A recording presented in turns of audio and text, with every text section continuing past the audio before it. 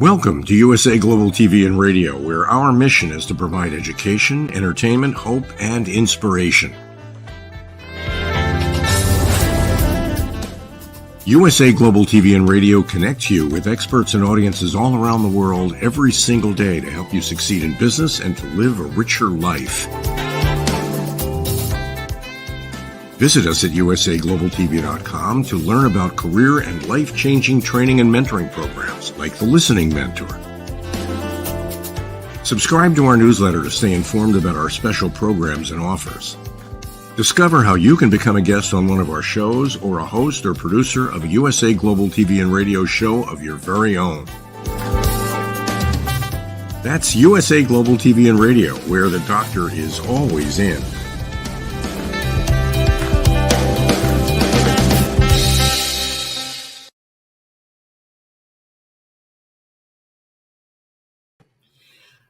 Howdy, all y'all. This is red.olaughlin on the USA Global TV and Radio Network, and we're on the Wise Ones.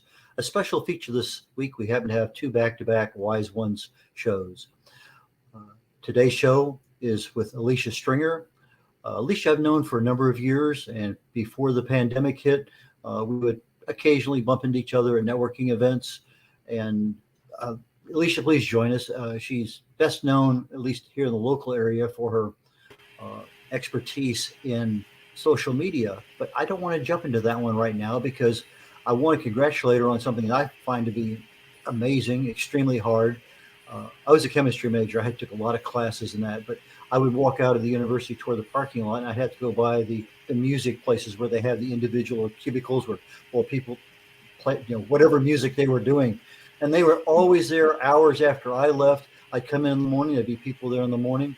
That's a lot of time and effort, not to mention that you have to literally learn a new language with that. But you are not only got a degree in it, one of your other businesses besides social media is in music and voice. So let's hear a little bit about your background in music, voice, and you've told me before, but I'd like to have the audience know a little bit about you. Sure. I got started when I was like 8 years old. I was in the mall, and my parents would always, take us out shopping, and there was a store out there with tons of pianos, and we were like, I want to do that. And there were always somebody playing out there and encouraging. And you don't see many piano stores in the mall anymore. But, the malls are almost dying away since the COVID. And that's what inspired me going, I want to do that. And my parents gave me an upright piano at the time and sat me down like, you better be serious. I'm practicing. And I was like, sure, I'm going to practice. And he's like, you can even teach me when you get good enough. I never did. So I ended up by the time I was in high school, my piano teacher said, you should do pedagogy. I was like, what is that? And I got started in teaching piano from college. So I got my degree from Western Kentucky University and a long time ago. And been teaching piano ever since. So 20 some odd years, 25 years almost, or something like that. I've been teaching piano. But it's a passion of yours, and you're helping other people learn. It's interesting. Yes. My brother-in-law just passed away about a year ago. And he had been a music writer for years and years and years, played the piano, played the guitar. And he decided very late in life, he's 70 years old, he had to learn how to play the piano in order to enhance his ability to do the, whatever that keyboard. His finger dexterity and just so many things. And he was always commenting about the fact that mindfulness. He had to get the left hand, and a major learning curve for him, but he did learn it, and he was able to improve his ability to sing and everything else and what he offered. So I'm in awe of people who can just do that naturally. But anyway, but that's one of your passions, and that's what you help people do sometimes, right? Yes, I have a local studio here. I only teach in person, and I have 9 keyboards now and teaching about 25 students. And you also do choral, singing, vocal? Yes, for students. Mm-hmm. Yeah. How do you improve somebody's voice? It's very interesting. a lot of people don't really understand how much voice you do to improve your voice, thinking, oh, it's just in karaoke or you have different goals. And so I was taking this little 7-year-old girl and trying to figure out, you have your favorite song. Now, do you think you've really improved from little tips that I've given you, things that we've had to do in lessons, that your voice has improved? She's like, oh yeah. So most of it is coming on listening. The more you improve your listening skills, the better, your singing and all your other abilities will improve. So you're almost having to teach, how do you listen in order to know how to get improving different things. So I give you lots of different tips and different ways to sing it and figure out, how am I improving, those little things that go a long ways. Do you work more with kids or adults or what? Most of the prospects come to me are the kids. I would love to teach more adults. Seems like they're hit and miss sometimes because people have little passions, and time is a very factor on that. So you're like, how serious are they on accomplishing their goals? How long does it really take? Am I going to stick with this? So that's why I have more consistency with the kids. They just soak it up those a lot faster and than adults. And you have to be really patient and be serious in order to accomplish that new skill. Like you said, that you said your was it uncle or cousin that you said that was experiencing that later in life, and was like, he's determined and he saw some improvement with that. So it's more than do re mi. Totally. That's just the warm up, right? Yes. So do you have kept that going since college a few years ago? And then, a few years ago. But here in the last dozen or so years, you've been getting into lead generation and social media. It seems like you're expanding much more so than that. So how did you get into the networking, social media, all that kind of industry? Right. We go in different parts of our lives. In the crash of 2008, I was living in Georgia, and there was really not many piano students, because they usually just come to either the music teacher or the music store. I could find, teachers. They could find, I could find students easier that way. And then I was like, I got to get another skill. I only have a handful and not a full studio that I was used to. That was, getting to 20 some students, and I only had 5. I was like, something has to happen. So I learned to get online and figured out affiliate marketing, network marketing, how to do different stores. I did a blog, then different marketing channels. I learned from Webmasters International. They had a marketing system called Carbon Copy Pro back in the day, and found some leaders in there that taught me article writing, blog writing, and just learned everything I could. And people started noticing why I was so successful, or like, you're doing some stuff. I'm seeing what you're doing. Or just following some of the leaders that were teaching me that the stuff, like being a good student, right? And I was ready there, and found the leaders in there. Some people were noticing that, started giving me a referral from other clients. I found one in New York, which is a chiropractor, and started doing her blog, website, her Facebook at that time. Facebook just converted, and Twitter, and did a paid ad on there, learning some paid advertising, and did her email list. Everybody that got subscribed to her email list pretty much became a client or patient of hers. And that was pretty good success rate to see that turnover, and from her paid ad getting such good recognition, good testimonials on it, and then started getting more clients from there. And it took me a little while to realize I really wanted to help the local clients. And it didn't really matter what niche, because I said I've helped a chiropractor, I'd helped different service industries, and that's where I wanted to kind of stay in my lane. And this last year, my business doubled, being in a BNI network, because there's more home industries in there, home services that I can help. And so I stick with my lane and know I really can help those local business industries and make a difference in the local community, and love to help those people.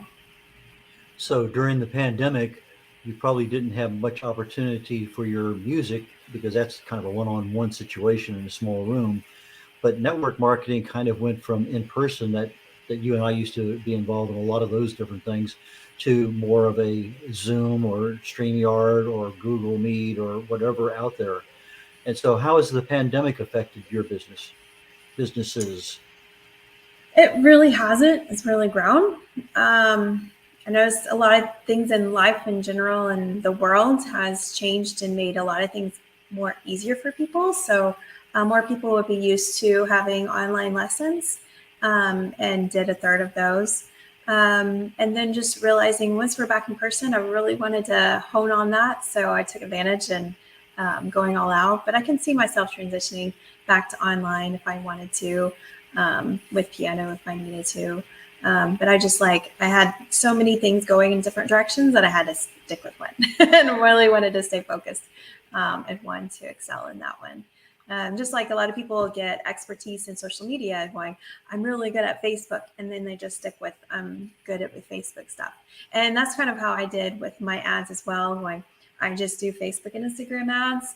I'm not going to do your Google or LinkedIn or anything else. I just want to stick with Facebook and Instagram ads, and then your landscape of organic automation that I do with all the other platforms to help make sure you're posted and everything looks congruent. I can see the overall landscape a lot easier with that. So kind of honed down, I guess, the pandemic a little bit with my expertise and making sure I stay focused in my lane and helping the right people. Well, I know another focus in your life because I see it in a lot of the pictures that are posted is your daughter. I know when I met her, she was younger, but she has matured out quite a bit here during the pandemic and afterwards. So that is another, at least from my perspective, another passion in your life, and there's a lot of focus going there. So what is she up to nowadays? Totally. She is 16 and busy. She loves to swim and she's really good in art. And we're trying to get her into learning some NFTs to be able to start the marketing space. So be looking out for her store coming soon. She's needing a lot of support and guidance in that crazy world. Well, I have an appreciation for that because my granddaughter, I think, just turned 18, and she's been in dance forever. And so we've had a chance to go through those teenage years here again. And probably one of the biggest things I mentioned to Dr. Jacalyn the other day, we just celebrated our 55th wedding anniversary. And one of the presents that we got was the fact that we found out we're going to be great grandparents in February.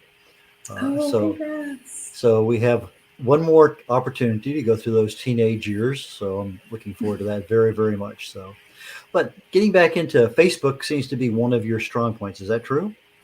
Yes. What for a person who owns their own business, single person, how would they, I'm not going to say maximize, but how would they begin to use Facebook in order to have it improve their business credibility, their business visibility, and maybe even their sales? How would you go about approaching somebody with their own business, single person, entrepreneur, may or may not be working it full time, but wants to work it full time? How does Facebook help? Sure, there's a lot of approaches. People can don't realize that you create a relationship with people and you got to start somewhere, right? So you got to announce that you're doing it, start your business page. And then as what does your audience want and what are your offers? So a lot of people can build that branding audience ongoing and create that relationship, or you can just do quick stuff with some paid advertising on your business page. So there's a lot of ways you can do that, leveraging groups. So it kind of depends. I look at the audience, look at some assets that you build, and what you want to do with it. So I always navigate a lot of them. So for example, one person just like, hey, I have an event. I would like to just market to that. I have, maybe a cruise or something going on. How do I get people on that or something like that? And you're singlepreneur and you've got a couple businesses going on. So I try to look at all the assets. What email list do we have? Do we already have some people signed up? What are people in the industries to understand the audience? Where are they hanging out on Facebook? to understand, is it really a paid route? Do you want to create a relationship with them personally, or do they need to be in a group? What kind of groups would that audience be? And then we navigate different actions to, put into that to grow the audience to get some actions from it. So you're got to reach them, get them some branding, post in there in that groups to get that going, and then invite, or get the lead generation. And after you started, they start to get to know you. What kind of call to action? Say, hey, join my group, or you need your email to learn more about it. Whatever type of actions. Of course, all of those will include pictures and videos, and you're going to change it up with what you're going to say on how you're building that relationship with them. So it's not like they're searching for you on Google. Think of it more of a relationship building process that you're going to be working with. And so there's a different push and pull that you have to work with when you're working with people on Facebook to make positive and faster conversions and relationships that you want to build. And link it of an asset. If you build it for this, how can you use that asset to help other people, or how can you use it in the future? So there's always something you want to grow and learn from all the actions and things that you do out there on Facebook. Okay, you jump right at the very beginning of that answer into on your author page or business page, I think is what you called it. So Right. A person has a Facebook personal page. If they're a business, they should have a business page. Correct. And what do you publish on each one? Is it only personal stuff on the personal page? Is it only business stuff on the business page? How do you tell your clients what's appropriate on what and how often and those kinds of things? It kind of depends on their audience. And so if it's an audience they don't really want to create a relationship with, like it's the direct people, do it on your business page. If it's somewhat of a referral audience that, hey, they're going to be friends with you, they want to network with you, but they're not going to directly pay, for your service or, get your, whatever you offer, then you need to talk to them as a marketing piece for you, how they can help their friends and be that networking type of relationship. And so that's how you can really clarify different audiences and where you talk to them. Business page directly, friends, networking. Do you know anybody that fits this, that you want to help? Refer them, tag a friend if you can think of this. And then maybe they might want to be in your group, and that's more intimate. And you have more questions. They want to help and spur problem solutions out there inside of a group and stuff. There's tons of niche groups and stuff to join that have that more conversation feel or shout out feel or business networking. There's a lot of aspects to that. So clarify your audience and talk to them in the right way. You had one little takeaway in there that I think is super important, because when people go to network, a lot of people think that they're there to meet other people and to sell their service or products to the people in that they're meeting. When in reality, networking by definition means that you're not selling to that audience, but you're making them aware of what value you have, so that the people they know can be told that, hey, Alecia does this stuff over here on Instagram, and it's really, they may buy from you, but that's probably not the case. That may happen once or twice because there may be just a need right that minute. But most of the time when people are networking, at least the new people, they don't seem to realize that they're there to get to other people's networks, not to the network that they're right in front of right now. Is that a fair way of stating networking? Oh, yes. So that's what I said. You're teaching them to help share your expertise and help them learn how to market you, right? And so that's the conversation you need to have, or the piece of what you're going to post about to help that relationship grow stronger. I was at a recent event in downtown, not quite downtown Houston, but most everything was done with the use of the phone. They would do a LinkedIn link, and then you would have their LinkedIn page, and they would have your LinkedIn page. And then when I'm getting ready to leave, I realize I have all these pages, but I don't have any timeline of who I just met. Typically, on the back of a business card, I would write, the event, the date, and if there's anything specific, I would have some record of that. But in the LinkedIn networking event that I went to, it became obvious about an hour into it. Who was that I talked to 3 times ago? And I said, okay, fine. The next person I'm talking to, I'm going to send them a specific uh, post thanking them. And if there was something in there specific that I would write on the back of a card, I could at least put that in there and I would know. But it would have the date and the time and the person I contacted. I could go back through my message list and find that. But that wasn't something that was explained to me. Yeah, just hold up your phone next to this other guy's phone. Boom, your information is going to transfer. You'll have all that information. Except how, it wasn't obvious that you have to go back and collect this information somehow. The technology's there; it's way ahead of where I'm at. But I managed to, I could just see getting home. Boy, I met 15 people today, but I have no idea who they are because there was no timestamp on that. It was just another person, another friend that, or whatever the Yeah, you started that connection. connection. Yeah, I've had to always, my business cards used to be directly Facebook message or directly like LinkedIn message to say, hey, this is where we connected. Let's keep our conversation growing. It was glad to meet you at this event. And let's schedule a one-on-one this next week, or, whatever you're remembering in the future. Hey, let's just remember that we met each other here so we can stay in touch. So you have that timestamp that you said, those notes that you remember. We connected and I remember your name. Yeah. It is tough. Yeah, the networking is a big deal if you're growing your business, whether it's a local business or even a international business, because those connections, whether I'm on a Zoom networking meeting and I'm talking to people in other parts of the country, or even out of the country, you're establishing your credibility, you're establishing your need. In other words, what kind of client, what kind of service, what kind of product are you looking for? There's a lot of things in there. Is that some of the things that you teach with regard to clients that you take on? Oh, for sure. I mean, like, why do people need to connect with you? And what are some questions that they're going to ask?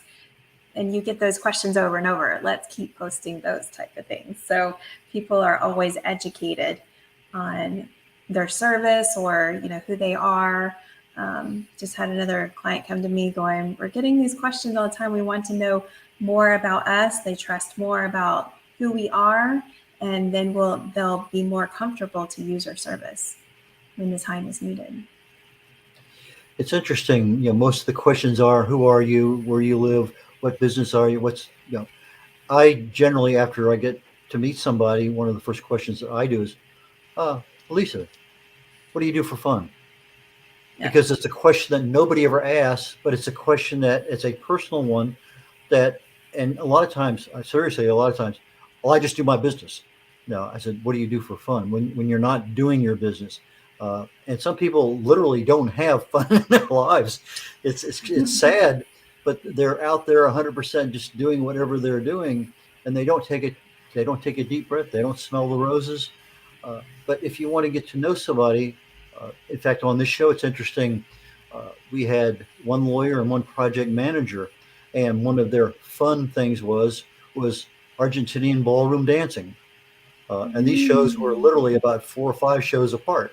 And one of them actually opened up an Argentinian ballroom dancing studio in Houston. Wow. And so it's those little things that we don't even know about people. I would never have expected either of these two people to be involved in that kind of thing. But we have a lot of things we do for fun. And sometimes those are bigger openers for learning about people and being able to help them than any other thing. Because if it's just business, well, we know too many people in those businesses. But if this other person has this, they love to, let's say they work with hospice people, on a voluntary basis. Well, that's kind of a big deal. That's a real emotional issues on that.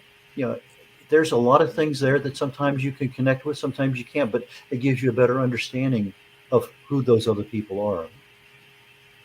Do you have any special networking questions you like to use? Goodness. Yeah, it takes some really getting to know really who they like to connect or what they do, especially in certain industries, like you said, that are so, oh, Facebook's calling them crazy, that, that really lets them connect to an audience, especially in those, I say kind of sort of saturated audiences, or industries like realtor, or insurance. And those really need to know what type of people they connect with. And I say pick one, like, hey, if you like to go to restaurants, connect with all the people that are the foodies and really talk about the best restaurants in the area. Or those, if you're really like to connect with those that are the engineers, make sure you talk their language. Where do those engineers like to do? Where are they hanging out? So you know how to connect with them. And that's where it's just like, pick something that you are having a hobby with. You like to go to the Astros game, like find the people that are going to the Astros game to connect with, that will also trust you, relate to your industries. So I feel like I can take competitive audiences, because people are branded in different ways. They're going to connect with different types of people.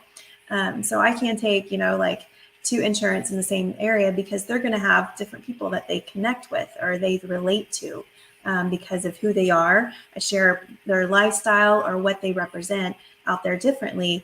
And that's how people are connected or branded to them. And so those are those networking questions that I ask, like, who do you love? Like, what do you love to do? So I know the right people to connect you with, whether those hobbies that be, do you like biking, or, and I'll just pick out some popular ones to kind of start with to get the ball rolling. If they don't have one, I would have to choose one for you.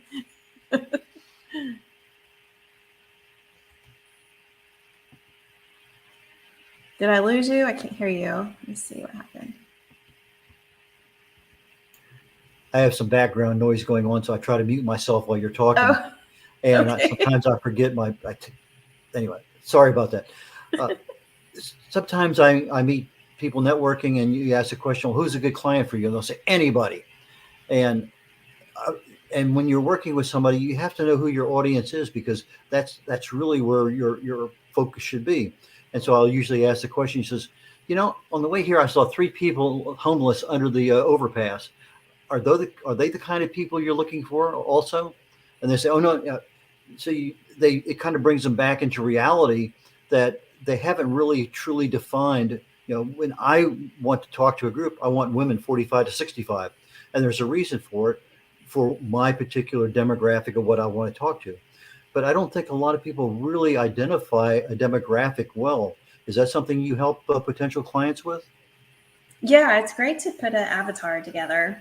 Like, what is their age? What do they like to hang out? What are the books they read? Who are the authors that they like to follow? What are the movies that they watch? Are they doing any magazines like nowadays? Or what kind of stuff for fun they like to do? And so the more detail you can put, like, this avatar person of who you're looking for, the more related we can get to a type of profile.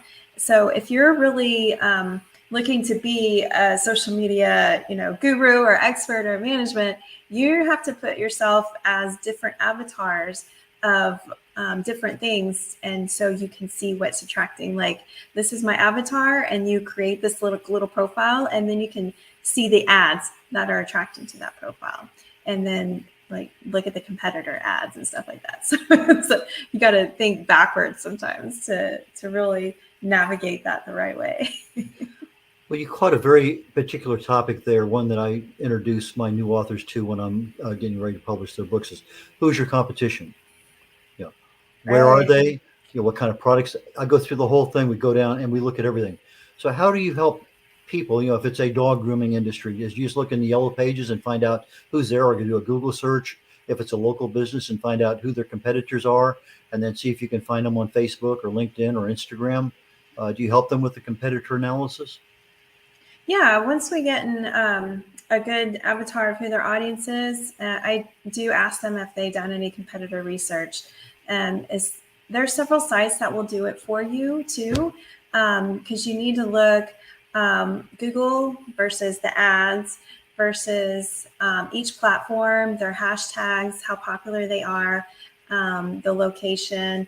Are they directly in your location, or are they indirect kind of marketing? They're out of your location that, hey, I like what they're doing. I would like to model them, and I can do that in my area and be successful, kind of thing. So there's always lots of direct and indirect type of competitor analysis when you're looking at that on each platform, hashtags, links, putting all that together, blogs and websites and all those type of avatars. So if you have a really good competitor analysis with your business, it's always changing. I would say you need to update it quarterly almost sometimes in order to stay on top of how you're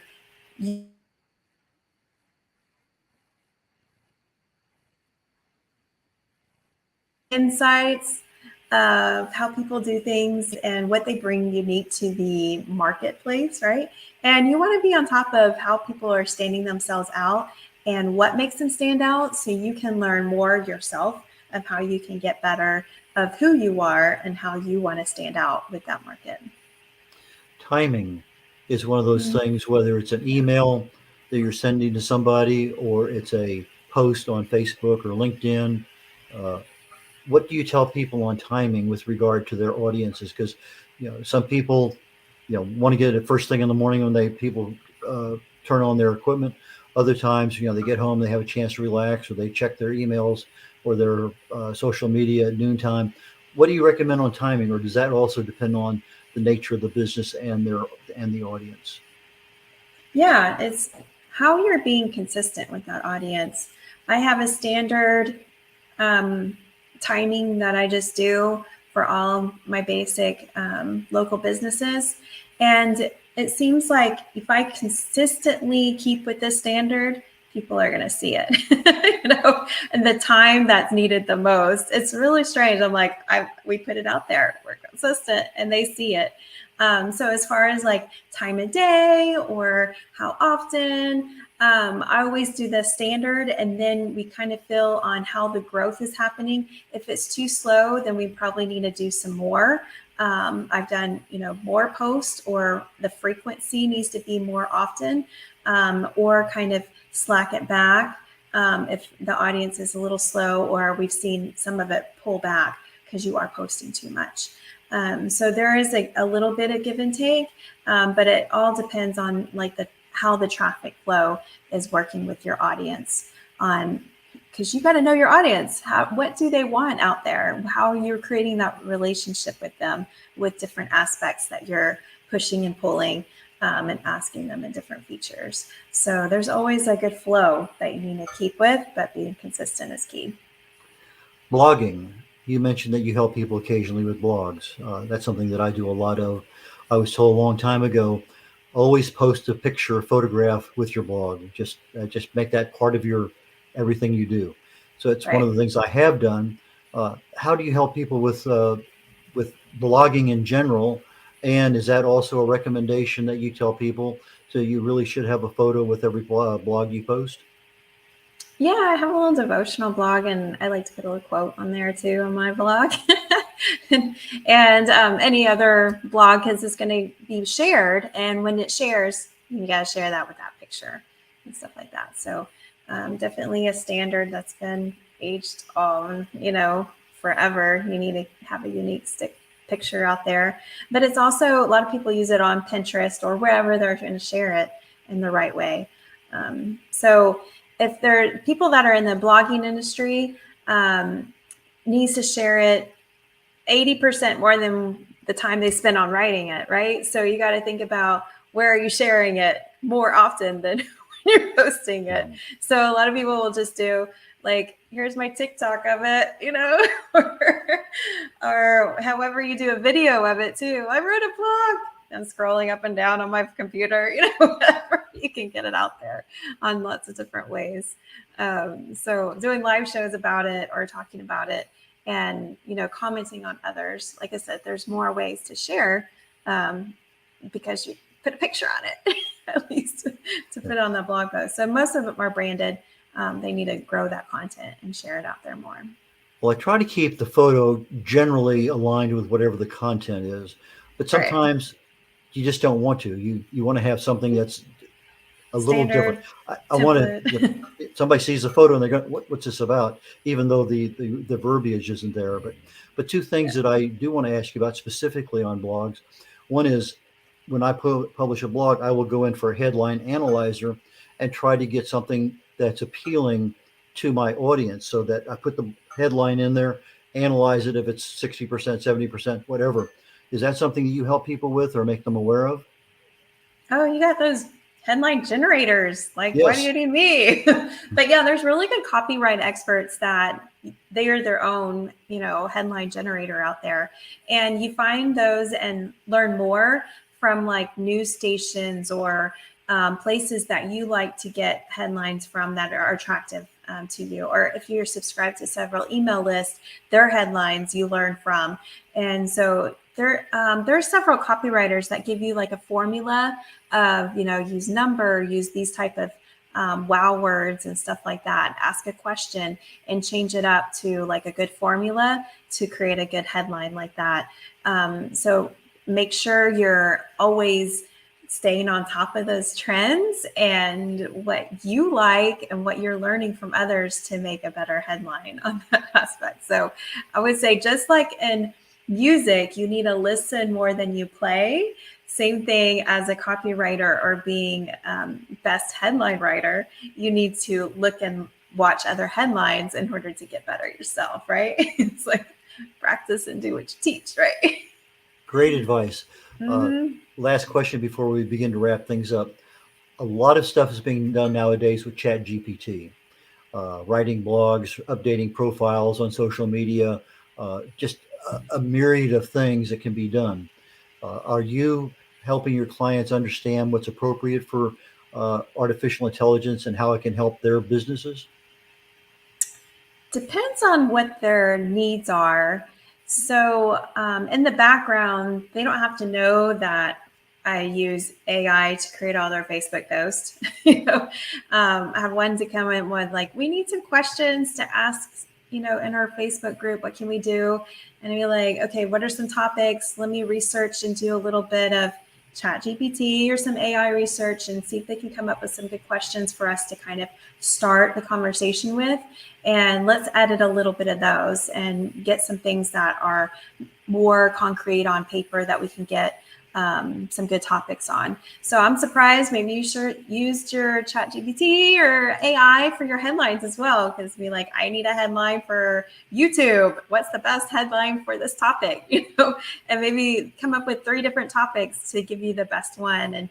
And maybe you can mix a little bit of them. I mean, use the tool for your advantage to give you more options that you can customize and make it your own to make it better. So the more people that are using this tool wisely will come out better at the end with some good stuff. Yes, I use it for subtitles, for chapter titles. I put the keywords in there. Same thing, it would be like hashtags, but yes, it generates a lot of good information. We're toward the end here. Tell people what services you offer, what value you bring to your clients, how they can get in touch with you, so that somebody who wants to know more about Alecia, they can find you. Sure. I feel like I do a unique service with social media because I focus on the local services or those that need to be really great branding. So I go into a personal profile and I do all the automation. That takes way too much time for some people on social media. So I'm like the bot and I try to make it natural and organic as possible to customize for your audience. So I'm going into a personal profile and finding all of the groups that you need to be in. I join all the groups that you need to be in, like on Facebook or LinkedIn, and can find all the people in that group that you might want to be as friends. I can add them as friends, do the first messages, likes in the news feed, likes on certain groups, start first messages, all those things that take up more time, happy birthday messages if you needed, to grow your audience and to your business page. And then I manage Facebook and Instagram ads. to help you get better conversions. And like I said, I want to know those right audiences that's going to help you grow and optimize and to be the best bang for your buck that you're looking for to navigate social media. So it's amazing to see the assets that you build in just a short time using my services. And it's exciting to see all those connections that we build for you in that way. And you can find me at aleciastringer.com and see all the little actions that we do for social media to make that automation happen like magic for you. Okay, for our audio audience that can't see the runner at the bottom of the screen, Alecia is ALECIA. It's ALECIA Stringer, STRINGER.com. And Alecia, I really appreciate you being here today. Thank you for taking some time. Really nice to catch back up with you. It's been a while since we've seen each other, and so it's a good homecoming today for me. So thank you very much. Yes. And I really would like to talk to you about getting a book going for my dad.